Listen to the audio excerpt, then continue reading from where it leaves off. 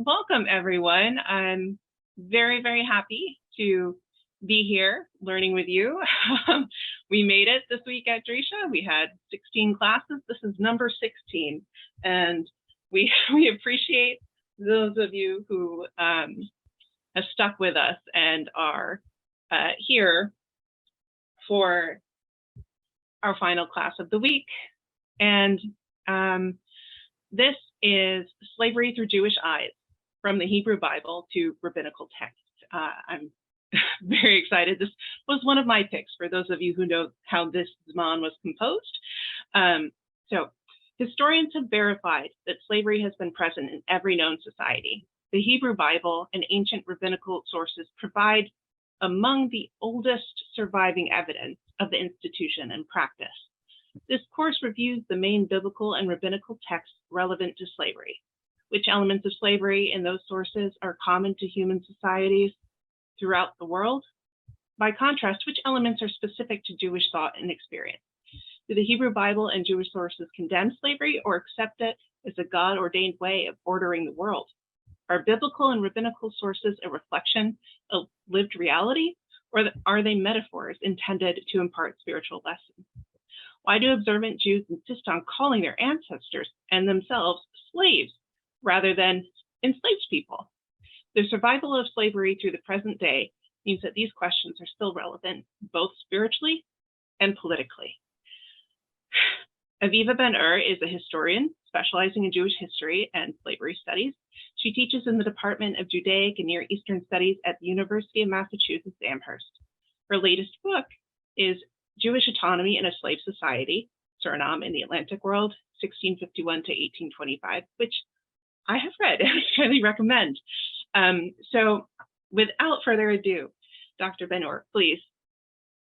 Thank you so much, Noah Bat Meiri. I really am very grateful for this wonderful invitation. So this is a new one for me. I've taught slavery many times at my university, but never in a yeshiva setting.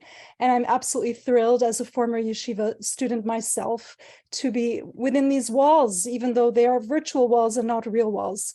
And I think that the Jewish people and the Jewish perspective, traditionally speaking and orthodoxly speaking, has a great deal to teach the academic world that is preoccupied with slavery. And in fact, I think not enough attention is given in scholarship to the Orthodox point of view and to the traditional Jewish point of view and to Jewish texts, including the Bible and Israelite texts.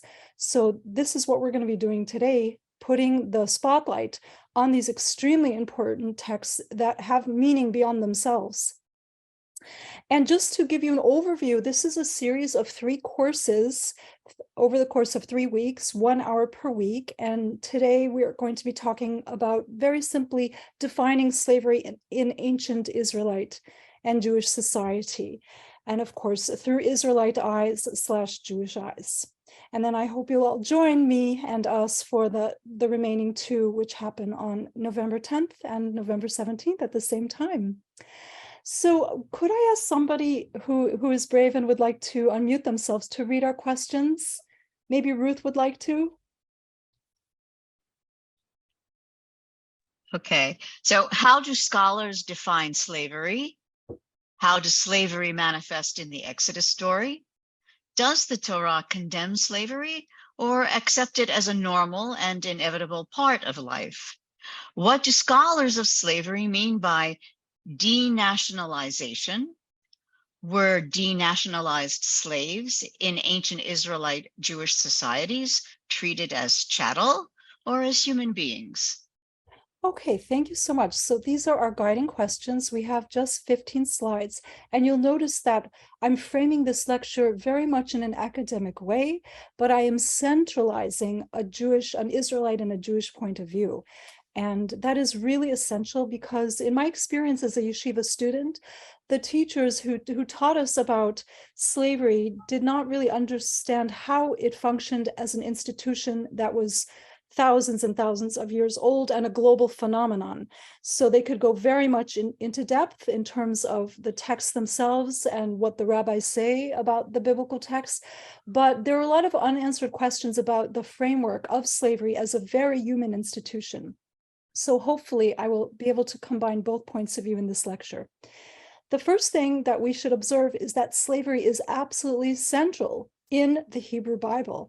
It was the very first commandment that God gave to the Israelite people when he revealed himself to the Israelites at Mount Sinai.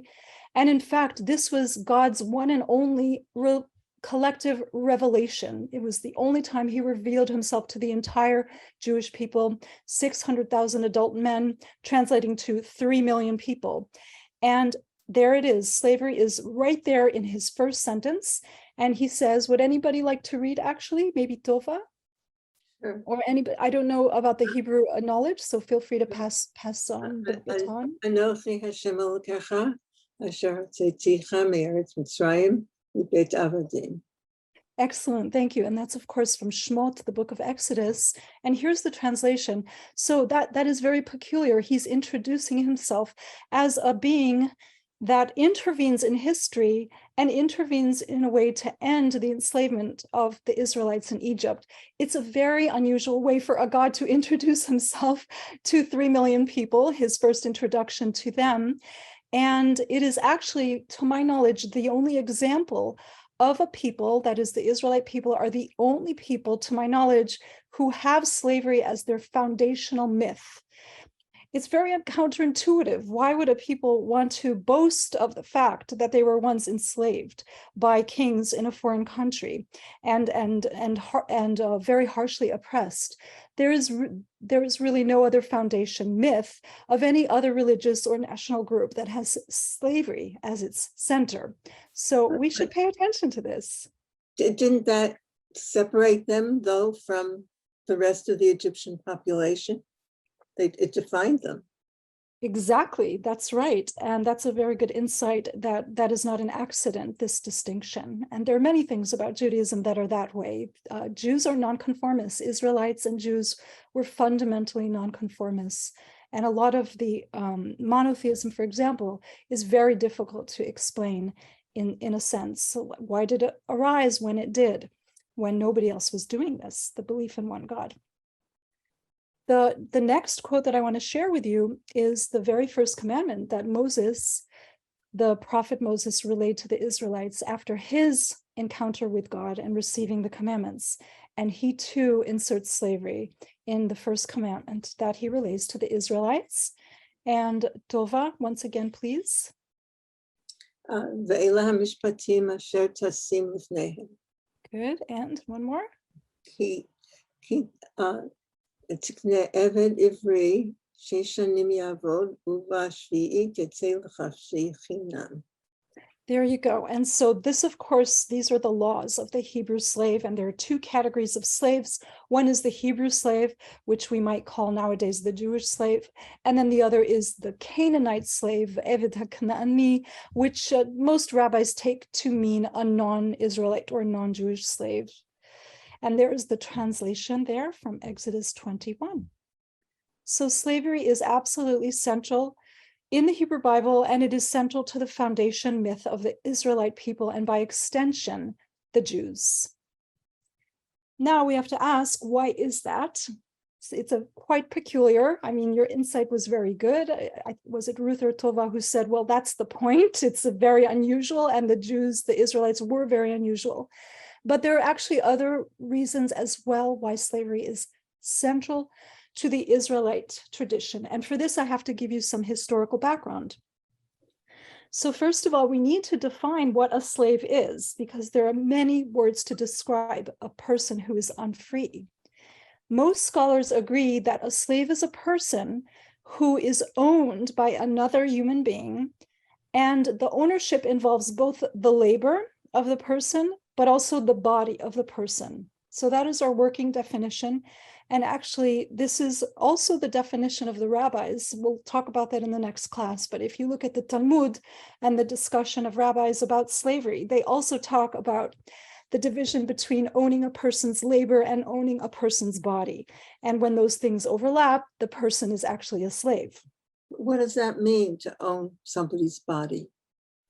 Okay, what that means It can mean that the person does not have freedom of movement, may not leave his master or mistress to go elsewhere or to work for somebody else, cannot just get up and say, okay, the work is over, I'm breaking my contract, I'm leaving, I don't like the work. He cannot do that, or she cannot do that, because her labor or his labor are owned. And that's an excellent question, because there's a gender distinction. And what this means for a woman or for a girl is very different than what it means for a male, because owning the body for a female also means that she is sexually owned. And historians have shown that there is also sexual ownership of males. But even if that is the case, the repercussions of the ownership of a woman's body sexually are much greater than when a male's body is used sexually and owned, because females can get pregnant and males cannot. And such a pregnancy changes the status of the girl or the woman. Another good question from you, and thank you for that. The other part of the definition is that slaves perform labor for others. In other words, they're not performing labor for family members or for co-ethnics, people who share the same ethnicity, language, or religion that they have. They're performing this labor for other people who come from a different background. And these masters or mistresses, they also determine the labor that is going to be done, how it's going to be done, and how much is going to be done. So that's more, this second bullet point is more a scholarly nuance. It's not really something that the rabbis discuss in depth. It's more a scholarly observation. And in fact, if we look at the Jewish sources, it's not true completely. The laws of the Hebrew slave imply that the Hebrew slave is doing work for a fellow Hebrew. So he's not doing work, or she is not doing work for an outsider, and he or she is not, him or herself, an outsider. And that is the value of studying slavery through Jewish eyes, is you can prove scholars wrong. You can say, wait a minute, your theory is wrong. Look at this situation in the Hebrew Bible. And then finally, coercion is involved. So the person must carry out the labor and cannot walk away or cannot refuse. The other important part about defining slavery, is that we have to use our language very, very carefully. I don't know how many of you are aware of this, but you've probably picked it up even if you're not in academia. There's a very strong movement right now telling people that we're not allowed to say the word slave. Are you familiar with this in the media or in academia? No. Okay, this a little bit. Especially in circles of people who study US slavery or hemispheric American slavery.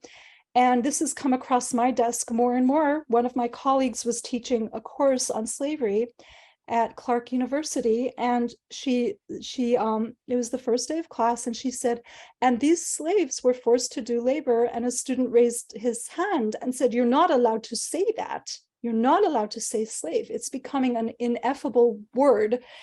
It's almost comparable to the N word. You're not supposed to utter this word.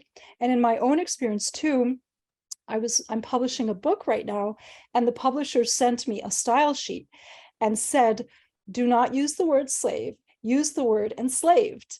And when you say that to a Jewish historian, that's a big problem, because words are really important, and we have to use the exact words that are in the text. So indeed, how do you say slave in Hebrew? And who else may I call on? Hannah Goldberger, would you like to read this bullet point? Sure. It says Eved Shifcha. Good. So Hebrew, like other Semitic languages, they distinguish between male and female when they're trying to describe a slave. So Eved is a male slave and Shifcha is a female slave. And by the way, I know that Noah is studying Arabic, so it's very similar in Arabic. The word in Arabic for slave is abid. It's the same exact word, Eved, abid. And they have a different word for a female slave. Many words, actually. One of them is ama, other is sakalabi, and there's another one, jaria. which has to do with the root to run, somebody who's running around and serving somebody. But interestingly enough, I'm sorry, but isn't there a big difference between slave and enslaved? what do you think the difference is? Slave, you're talking, this is who he is. He's a slave. Enslaved means there is a person who is making him a slave. Yes, yes, exactly. And scholars who don't want to stop saying slave, that's exactly what they point out. They say an enslaved person, that refers to a process whereby the person is becoming a slave, where somebody's making that person a slave. It's not the same thing. You're absolutely right. And I'm trying to push that point of view when people approach me. In Hebrew, it's also true, because in Hebrew, you read about the eved, the slave, or the shifra, but then you also hear about the verb to enslave, and it's something completely different. And why don't we read that too? And I don't know if Randy is able to unmute and also read, if Randy Solomon would like to do that. Sure, I'll read. Vayomer Avraham Yedea Teda Ki Ger Yeh Zarecha Be'eretz Lo Lahem Bavadum Be'inu Otam Arba Me'ot Shana. Very good. So there you see that it's not, the word is not they're going to be slaves, but rather they're going to be subject to slave labor. So Ya'avdum Va'avadum Ve'inu Otam Me'ot Shana, Arba Me'ot Shana. And that is very important. There's also a verb for to enslave in Hebrew, and we should also pay attention to that, why the Bible decides, or why God decides to say slave in one sentence in one verse and to use it as a verb in another. But if you're curious, and those of you who are studying Arabic, maybe in addition to Noah, this is the Arabic abid in Arabic, and Jariya or Amma. So Jariya or Amma are the female slaves, and Abid is the male slave. So now in just, English, can I ask an observation? Amma is also used in Hebrew. Yeah. There's a shifcha and an amma, and there seems to be a difference between them. But go ahead. Yeah, I don't know the difference, but I did note that it is the identical word also in Arabic, Amma. And in Arabic, Amma can refer to a person who is a slave of God, so serving God. So you could say Amatala, the female slave of God. So you can use it in a religious sense. But these other words in Arabic, like Jariya and Sakalabi, those are, you wouldn't say a Sakalabi of God or a Jariya of God, but you would say an Amma of God. And perhaps it's similar in Hebrew. In English, we use the word slave, and are you all aware that our word slave comes from an ethnic group? Did you know that? You heard? Okay, that's common knowledge. I'm glad to hear about that. My students were pretty surprised this semester. I'm teaching slavery and comparative religious perspective, and they hadn't known that. But of course, if we want to stop saying slave, the only reason we should stop saying it is because it insults a whole ethnic group of people from Eastern Europe, the Slavic people. Somehow nobody mentions that. Under the Roman Emperor, the Holy Roman Emperor Otto I in the 10th century, individuals, mostly women, were taken as slaves out of Eastern Europe and brought all over the rest of Europe and the Middle East and made into slaves to such a widespread degree that their ethnic group became synonymous with the word for an unfree person. And it drifted into other languages, including our own that we're speaking right now. But first it passed through the Latin sclavus, so sclava female, sclavus male, and then it passed into Greek, Italian, French, Spanish, and on, and even into Arabic, where the common word in the Middle Ages in Arabic was sakalabi and plural sakalabi and sakalaba. Sakalaba is the plural. It's an irregular plural. Did you know that the word for hello and goodbye in Italian is related to the word slave? You knew that too. Awesome. You guys are really up on your details. So ciao comes from the word schiavo. Schiavo in Italian means slave. And it probably developed among medieval people who were trying to be polite to each other and ingratiate themselves to each other by saying, "At your service, I'm your slave." So I'm going to give you a little bit more context to slavery. And this is really important because in the academy where I teach, the dominant perspective about slavery is that it is a moral problem, that it is a moral evil, that we have to uproot it from the world, and that we are at the high point of civilization because we know that it's wrong, we know it's immoral, and we know that it's our mission internationally to uproot it from the world. That is a very distorted point of view for many reasons, which I'm going to go over with you right now. So first of all, slavery is a universal institution. Every sedentary society that we know about had slavery. Sedentary refers to people who do not wander, they are settled, they have a fixed place to live.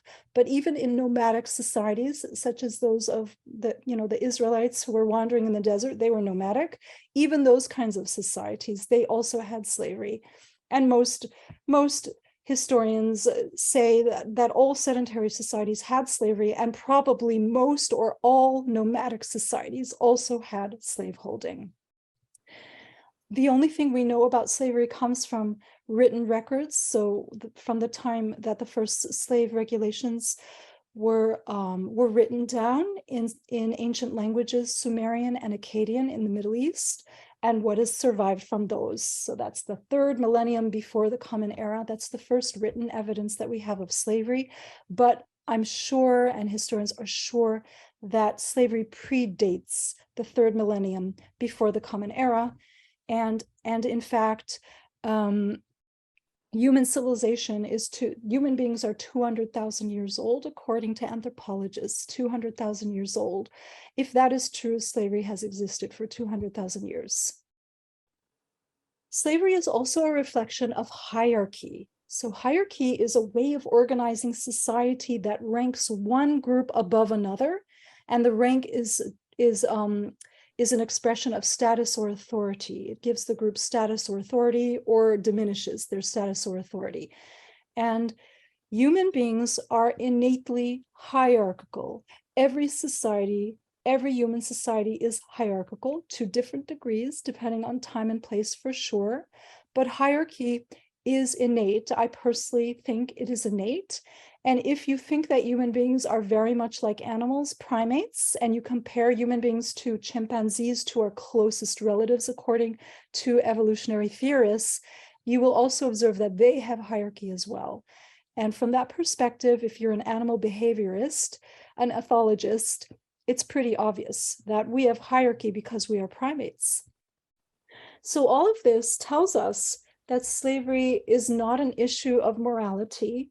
It is a fact of life. And on the next slide, I'm going to tell you why it was a fact of life specifically for Israelites.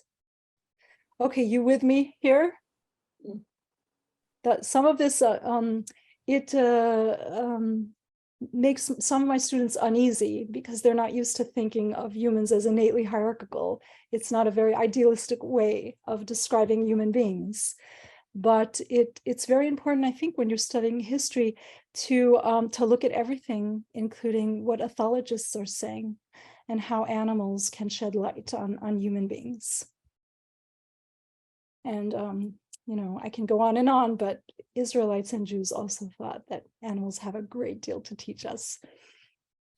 So why is slavery central to the Bible? Why do we read about it so much in the Bible? Well, first, why is it the first commandment that was given to God by God and by Moses to the Israelites, number one, but also why do we read about it in so many verses of the Hebrew Bible, whether we're talking about the Torah or the Tanakh writ large? And of course, rabbinical literature, which we'll talk about in the next class, is also filled with slavery allusions. Why is that? Why is it so central? Well, in addition to everything I've said on the previous slide, let's hone in specifically on Israelite/Jewish society. First of all, Israelites lived in a slave society. Do you know what a slave society is? Have you heard about this term? It's an academic term. Slave society. And it's different from a society with slaves. Those are two different things. A society with slaves is any society that has the institution of slavery, that has slaves. But a slave society is something different. It's much more intense. It is a society whose economy is heavily based on slavery. And typically anywhere from 1/3 to 90% or more of the people are enslaved. That is what a slave society is. And because the economy is so heavily dependent on slavery, if you were suddenly to remove the slaves by killing them, releasing them from slavery, or kicking them out of the land, the entire economy would collapse. In addition, a slave society is so intense that slavery informs every nook and cranny of society, from the way people dress to the way they have sexual intercourse or make jokes, to the way children play, to the way education is transmitted. It affects every sphere of society. And most historians will say ancient Israel wasn't a slave society, because ancient Israel, they weren't conquering other lands. And the real source of slaves is conquest of foreign lands. When they first come into the land of Israel, of course, the Israelites, they're under Joshua, they are conquering the indigenous people, the Canaanites, the Gibeonites. That's true. But if you look at the long stretch of the Hebrew Bible and even Jewish antiquity, the land of Israel, the government is not going out and massively and making war with other nations and massively enslaving people, capturing people and enslaving them. So most historians are going to say that the land of Israel is not a slave society, but I actually disagree with that. And one of the reasons is because we don't have percentages. We don't know what percentage. People didn't do censuses back then, or this kind of census anyway. We don't know what percentage of the population was enslaved, number one. But number two, historians disagree what qualifies as a slave society. Is it 1/3 of the population? That's what Moses Finley said. He was a Jewish historian, by the way, a historian who happened to be Jewish himself, one of the most important slavery historians to this day. And he was from the US, but moved to Great Britain. He gives the figure 1/3. But other historians recently have said, well, no, I think it could be as low as 20% to qualify as a slave society. So it's kind of like a random statistic. And therefore, I think we can look to see if slavery is infused through every realm of society, like it seems to be in Israelite society. And if it is, then there is a good possibility that we're dealing with a slave society. It's kind of a backwards way of doing things, but it's what I'm trying to argue in my work. So the second reason why slavery is central to the Bible is because the Israelite people experienced a series of political invasions. They were subjugated by foreign rules, and I'm sure you've heard of the Assyrians, who invaded in 722 before the Common Era. That's where we get the lost tribes from. They were never heard from again. They were exiled by the Assyrians, taken into captivity, and never heard from again, except in mythology and folklore. And recently, of course, some Chosei B'Tshuva are claiming a lost tribe identity. But also the Babylonians invaded in 587 BCE, numerous invasions, and then finally Rome. The land of Israel became a client state of Rome. Rome invaded in the 1st century before the Common Era, and the kingdom of Judah became a client state to Rome. So it was subjugated to Rome. And part of these invasions involved slave taking. Romans certainly did it when they destroyed the temple. Have you read Josephus, his book called The Jewish War, the Roman Jewish historian? His account is filled with slavery, and he talks about hundreds of thousands of Jews either killed or enslaved by the Romans when the temple was destroyed. So that's another reason why slavery is central to the Bible, because it was central to the experience of Israelites as a politically subjugated people. Next, there were no social services. No formal social services back then. Today, you can go to a soup kitchen. You can ask the government for some, what do you call them, like food stamps. And there are all sorts of ways that the government can help you and that formal religious organizations can help you if you're starving. But back then, there was no firmly regulated social services and charity, especially for people who lived outside of the city. And most Jews were, of course, rural. So there was widespread poverty in the land of Israel, as there was elsewhere in the world. And the people who fell into poverty, basically their only chance of saving themselves from dying of starvation and their families from dying of starvation was to sell themselves. And we also have records that parents sold their own children. And this is not only Israelites and Jews. This is throughout the world. This is another rule of humanity. This is what human beings do when they fall into poverty and there are no social services. They sell themselves rather than die of starvation.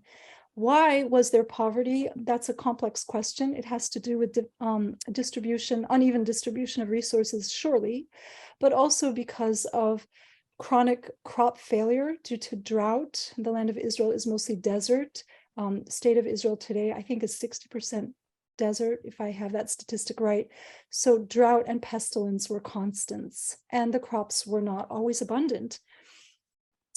Slavery was also used by the justice system to punish people for crimes. And then the last reason why slavery is central is because it could be metaphorical. In other words, Israelites, and after them Jews, saw their relationship with God as you would a slave serving a master. And this is also true for the other major religions of the world, certainly of Islam, certainly of Christianity. You can see the same kind of language. For Jews, slavery could be spiritual. It could define their relationship with God. It could also be political, as I mentioned before. So Rome, the invasion of Rome was experienced as a kind of enslavement of Jews. It could also refer to a Jew struggling to have mastery over his Yetzer hara, his evil inclination, or his emotions going out of control. So it's a very flexible metaphor. That is what I'm trying to say. Let's look now at the text, and just I didn't want to give you a wall of text, so I didn't include the Hebrew text, the original, but I can, if you prefer that, in the next class. Do you prefer me to include the original Hebrew?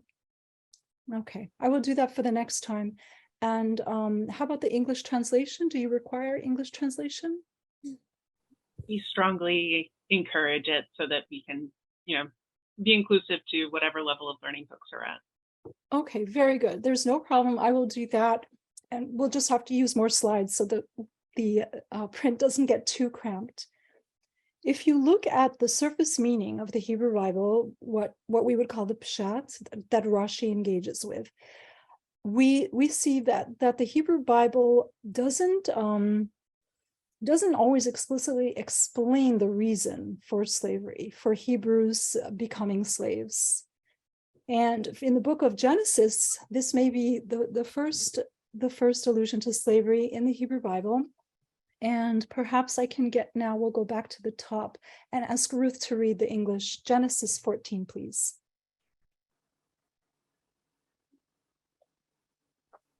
If Ruth could unmute herself, but if she doesn't want to, that's also fine. No, that's not Genesis 14, though. What is it? You want it to be the Brit Ben HaPetarim? Is that what you're looking for? Did I get the number wrong? Yeah, it's 15. Oh. You want to read it so in you Hebrew? want it? So yeah, but yeah, it's 15:12. Okay, thank you. So do you want the Hebrew or the English? Do the Hebrew. Okay, so it's chapter 15. And Vayihi Hashemesh Lavo, it was time for sunset. V'tardema nafla al Avram, and a deep sleep fell upon Avram.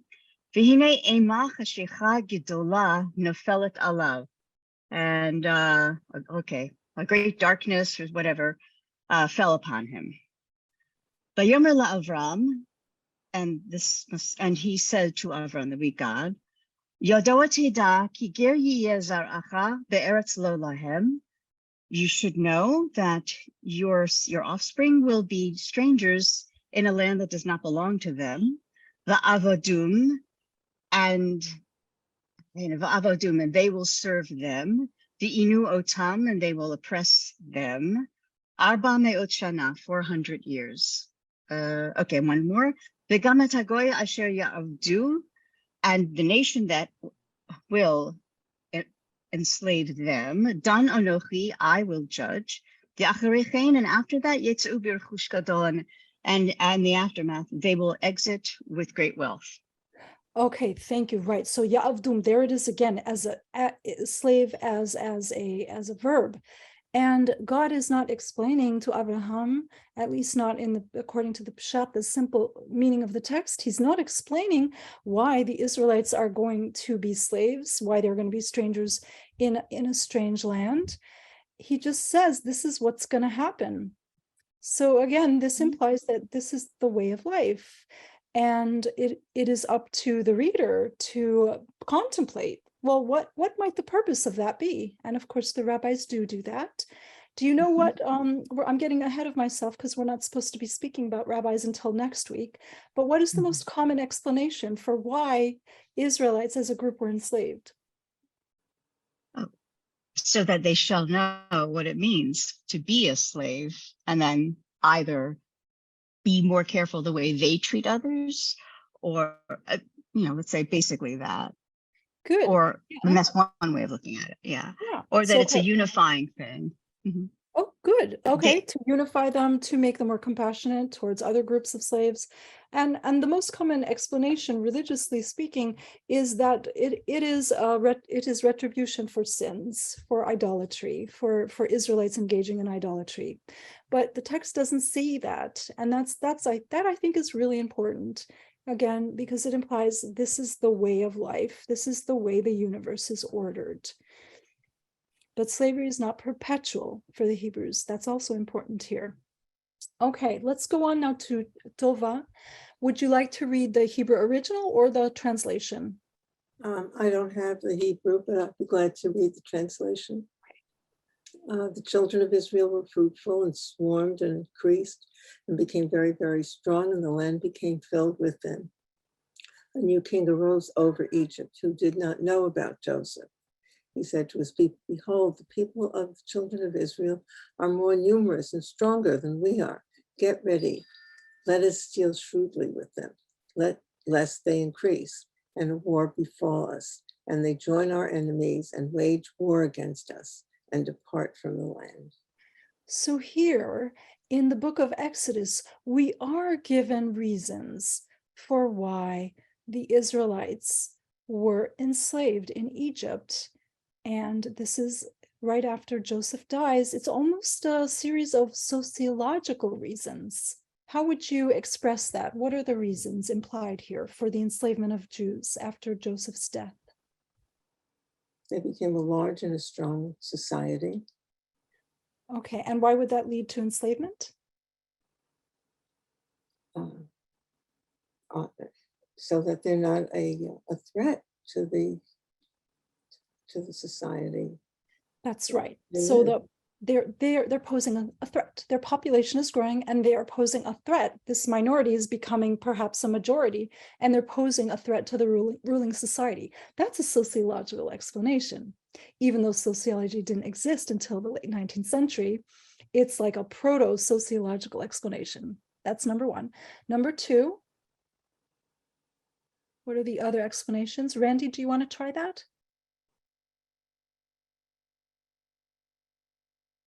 Well, first of all, it mentions about not knowing Joseph, but I think it's sort of like you have this immigrant other group that is becoming more dominant and the other, and so they want to put them back in their place, I guess. Exactly, but what does that mean? The first thing you said, he didn't know about Joseph. Can you expand a little bit on that? Why would that cause enslavement? I suppose that Joseph was revered, or feared, and he no longer had that, or the Jews no longer had that that power, that place in society anymore. That's right. Noah, did you want to add something? I mean, there's this question that we still have of national loyalty. And, Joseph was this very, loyal figure who was, I guess, Jewish Egyptian, one might say, and saved Egypt in some sense. And then you're looking at his descendants and saying they're going to, join whoever the enemy might be, because they're not loyal Egyptians, and they will serve as mercenaries, so they get to share the spoils, or etc. Very good. So basically, the Israelites have lost their patron. Joseph was their patron. He was a courtier. That's what you were getting at, Noah. That was his official status. He was a courtier, and that is a very important theme in Israelite history. And so the Israelites lost their protector, and they lost their patronage through Joseph. So again, that's a very it's, to use the word shrewd, sociological insight that the Bible is having, that you need a patron to protect yourself from group enslavement. Ariel. I would also add that there's this side of Joseph. On the other hand, if we want to read Chumash sort of together and go back to the last third of Bereshit, where we have many, many chapters about Joseph and what he does in Egypt, he, in a way, enslaves a lot of Egyptians, or at least takes control over them during this moment of great vulnerability. He sees that there's going to be this crisis, and in order for people to get food, he basically enslaves them. And you can sort of see this as like a measure for measure that's then happening at the start of Shemot. That is quite fascinating. And indeed, if you read the long run of the Hebrew Bible, there's a lot of measure for measure going on. For example, Joseph was sold into slavery by his brothers, and then they were punished. And well, I'm getting ahead of myself because this is rabbinical interpretation, but absolutely. So you should look for parallels, just as you're doing, parallelisms and measures for measure, as you very well put it. Okay, so these are all really important things. The Bible is such a subtle text, and every sentence could produce a volume of thought. But I want to bring us back to an academic framework so that we can go to our next slide, which focuses on the Israelites. Have you heard of denationalization as an academic term? It's sometimes also known as natal alienation, and the person who is denationalized is called a deracinated outsider. These are terms that slavery scholars have invented. So people like Orlando Patterson, who wrote a world history of slavery, which is still extremely valuable today, the Moses Finley, whom I mentioned, and also a wonderful scholar that I want to tell you about named Catherine Hazier, who specializes in rabbinical literature and slavery in rabbinical literature. She's done great work. You've read her, right, Noah? Catherine Hazier? Not yet. She's just great. I'm a big fan. And the way that these scholars define denationalization is it is a process whereby a slave, an enslaved person, is removed from their origins. They lose their family, they're torn away from their family, they lose their culture, so their language, their native religion, their food, customs, they lose their country, they're removed from their country, and they lose their kinship. So they lose their ties to their ancestors. They may not have obligations to their ancestors, such as visiting graves or remembering the names of their ancestors, and they may not create new kinship ties. It is impossible for them to have a mother or a father or children or a spouse. And this is what denationalization is, and slavery scholars think that denationalization is inherent in all slavery, but it's actually not true. And the Hebrew Bible is another example that proves part of the theory of slavery scholars as untrue, or it doesn't always hold up. It's very useful to think about, but it's not always true. So let's look closely at some texts and see if Hebrew slaves experienced natal alienation or denationalization. And this is from Exodus. Ruth, can you flip to the Hebrew and read the Hebrew out loud? And this is the law of the Hebrew slave that dictates that a Hebrew slave owned by a fellow Hebrew cannot be enslaved for more than 6 years. Right. So, ki tikne eved ivri, 6 shanim ya'avod, v'shvi'it yetzei lechofshi chinam. If or when you acquire a Hebrew servant, 6 years he serves, and in the 7th year he leaves free with no strings attached.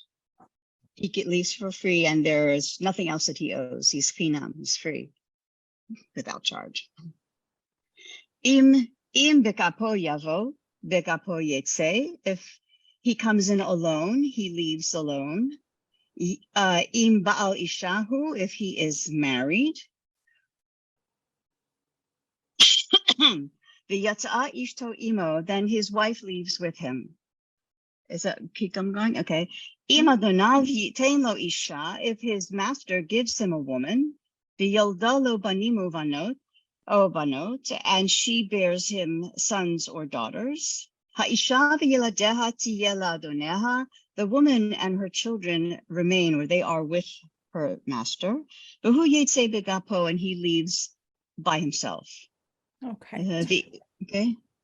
Oh no, keep going. Do one more. Yeah, that's sure. Fine. Ve'imamar yomar ha'eved, but if the servant says, Ahavti et adoni, I love my master, et ishti, and my wife, et banai, and my children, lo etze chofshia, I don't want to leave, I don't want to go into freedom.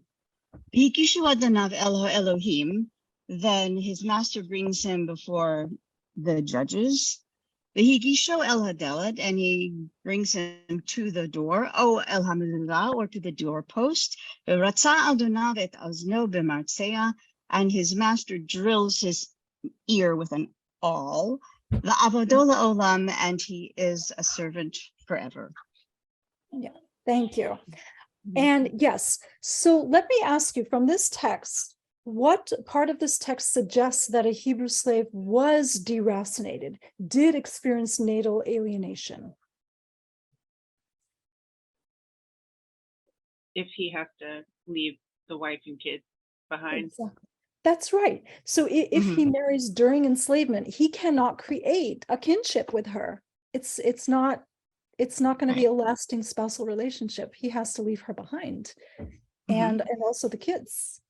So that's an example of natal alienation, but there's another example that contradicts that says, no, he's not natally alienated.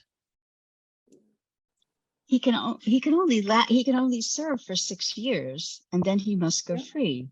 So he's not. But if he brought the wife in with him, then they're both freed.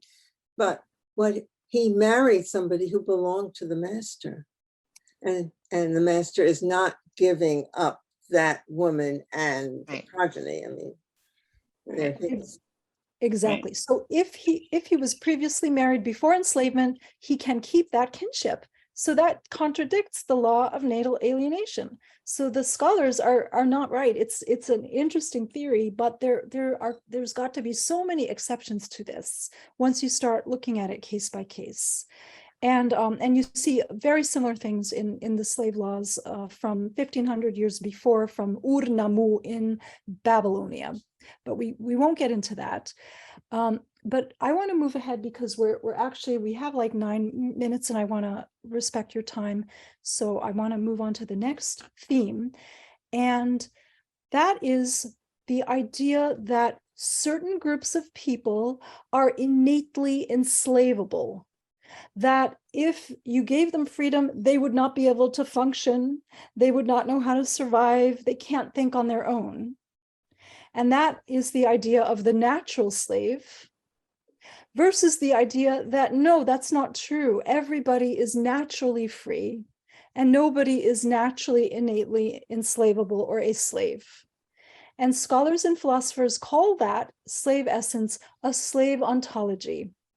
And that has to do with the idea that a person's very being or existence is a slave existence. Some scholars see this as a kind of primitive racism that existed in ancient times before we had the concept of race.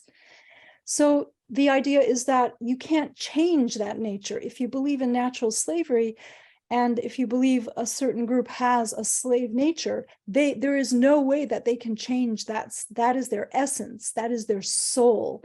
And the ancient Greek and Roman philosophers, they speak about this on the level of a soul and also on the level of the ability to use the rationale. So slaves have slave souls, and they cannot successfully use their ratio, their mind. But what wasn't the years in the desert to get rid of that generation? That was a slave generation. That's a perfect example. Thank you so much. So that you're jumping forward, but this, and here those philosophers, Plato and Aristotle, they both believed in natural slaves. Certain groups are in essence slaves. But what you just said anticipates my question: does the Bible agree with that? Do they agree that certain groups of people have a slave essence? And from the example you just gave, no, because wandering 40 years in the desert, they could get rid of that slave habitus, that slave way of carrying themselves and slave mentality. It just took 40 years and a new generation, and it wouldn't be passed on. I think we have even an earlier example of that, and I think that's in the Gan Eden, in that paradise where they were completely dependent until they went out, and then they had to fend for themselves, and then they were free. Yes, yeah, that's good too. Yeah, that shows that they were able to adjust to being slaves to the earth, to cultivating the earth, if that's So what it you took mean. another generation, you know. That's a good insight. On the other hand, there are groups of people in the Hebrew Bible that do seem to be intrinsically slaves. Those are the Canaanites, the two indigenous groups of the land of Israel, the Canaanites and the Gibeonites. And Noah, in the book of Genesis, he says, "Cursed be Canaan, the lowest of slaves shall he be to his brothers." So meaning Canaan, because he uncovered the nakedness of his father, is now he is cursed as a slave, and his descendants will also be slaves. And historically speaking, many medieval people believe that sub-Saharan Africans descend directly from this lineage. And in the book of Genesis, or in the book of Joshua, the Gibeonites also have the same characteristic. Because they were deceitful with Joseph, they were enslaved by Joseph. Joseph says, "I'm going to make you all into slaves, and you're going to serve God as slaves, as hewers of wood and drawers of water." So it would seem that the Hebrew Bible's value is, yes, it too believes that certain groups are intrinsically slaves. But if you look carefully, it's not so. These groups, so Canaan and his lineage, and also Joshua, they became slaves because of their sins, not because of any kind of essential element in their soul or in their rationale, in their ratio. So it's a subtle difference, but it again shows how the Hebrew Bible departs from the Greco-Roman system of thought. Israelites are distinctive. And here's my last slide, because we have 4 more minutes. And I'm so interested in, I think it was Ruth or Tova who was reading the translation, her own translation in English, and used the word servant. And that is the issue. So many of these texts, they translate the word eved into servant. And there are many reasons for this, but the foremost among them is because slave has become a really bad word. and it makes people uncomfortable.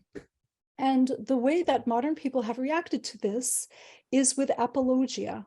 An apologia is a defense of a controversial or uncomfortable belief. And apologia usually implies that you're stretching the truth in order to make something more palatable to your audience. So translating Eved as servant is a perfect example of apologia. The Bible did not say servant. The Bible definitely said Eved, and Eved means work. La'avod in Hebrew means work. So, but let's look a little bit about this apologia, which started to develop in the 19th century, in Germany actually, among both Christian and Jewish scholars. They taught that the ancient Jews had a higher morality because the Bible teaches B'Tselem Elokim, that God is created in God, that man is created in God's image. And also the prophets preach justice for the poor. So Jews must have a tradition of a higher morality. How could they enslave? Secondly, look at the Hebrew Bible and the Hebrew laws, the Hebrew slave laws. Hebrews could not be in slavery more than 6 years. And also the Bible says that the master cannot treat the slave harshly. He has to treat him more as if he were a servant. So it wasn't really slavery at all. It was more like servitude. And in fact, that is what many English translations use. They don't use the word slave, they use the word a bondsman, which is kind of like a euphemism. It's a glorified servant. Next, the idea that Jews were more humane to their slaves. There is a commandment that they have to rest their animals and their humans, their enslaved human beings, on the Sabbath. So isn't that a proof that these people are treated as day laborers who get automatically a day of rest every single week, plus Jewish holidays, which take up 1/3 of the secular calendar of the annual calendar. And all of these points culminate in the argument that Jews actually anticipated the abolitionist movement of the late 18th century, that Jews knew, ancient Jews, ancient Israelites, and God knew that slavery was wrong, but it wasn't time back then to abolish it. But everything in human history was leading up to the abolitionist movement of the 18th century, when one by one, nations slowly illegalized slavery the world over. This, however, is apologia. It is not accurate. It is a distortion. And we can talk about this if we had a little more time. I would ask you why this might be problematic. But just to respect your time, I'll share with you a couple of ideas that I had. First of all, the Bible is not case law. It's like a constitution, but it's not case law. So it tells you ideally what should happen, but it doesn't tell you about individual people who are actually experiencing slavery or experiencing masterhood. That's number one. Number two, all of this ignores that life was very, very harsh back then. Droughts, pestilence, raids, wars, all of this led to slavery, and slavery was an alternative to death. And then last, it is absolutely dehumanizing to say that we're only going to respect our ancestors. We're only going to respect these biblical personages if they're like us, if they agree that slavery is bad. That's dehumanizing and disrespectful to the complexity of their lives and the varied nature of their experiences. So it's 8 o'clock, 9 o'clock, and we can stop. I'll hand the reins over to you, Noah, or if you want, I'm very happy to continue the discussion too. If anyone has some final questions, if you'd entertain those, anyone, feel free to unmute or raise a hand if you would like assistance or put something in the chat. No, I was just thinking when you were, talking about, comparing, I'm sorry, when you were talking about poverty and, selling themselves and their children, selling themselves really. And that's true today too. We have surrogate mothers, we have people who give their children out for adoption. Yes, surrogacy, There's that's a still really a way of meeting poverty. absolutely. That's a very good point. Yeah, and adoption is also, some adopted children even understand their adoption as a kind of a sale. And the parents have to explain, yes, I did pay a very high adoption fee to the agency, but it doesn't mean that I purchased you. Right.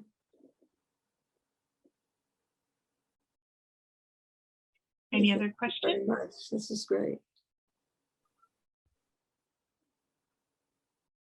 Okay, so thank you so much, Dr. Ben-Ur. This was amazing. I have a million questions myself, but it's close to my bedtime. Can't keep us here until the next morning. But I will say that I'm especially excited for next week to move into rabbinics.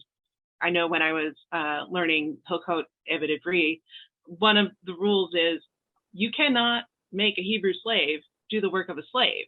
So I'm, you know, that works out with the difference between the noun and the verbal form. But that's still perplexing. And I'm interested in seeing what becomes of that next week. And thank you again. And thank you everyone who joined us here in our learning community. We had a long week, and I know that folks have shown up for a lot, and I'm proud of the learning that we're doing. So this was the final class of the week. We hope to see you back again next week for this class or one of the other 20 options that we have on the schedule, or several of the other 20 options. I know a few of you are signed up for quite a few. Me too. So again, thank you. Be well. Have a wonderful Shabbat, and good night.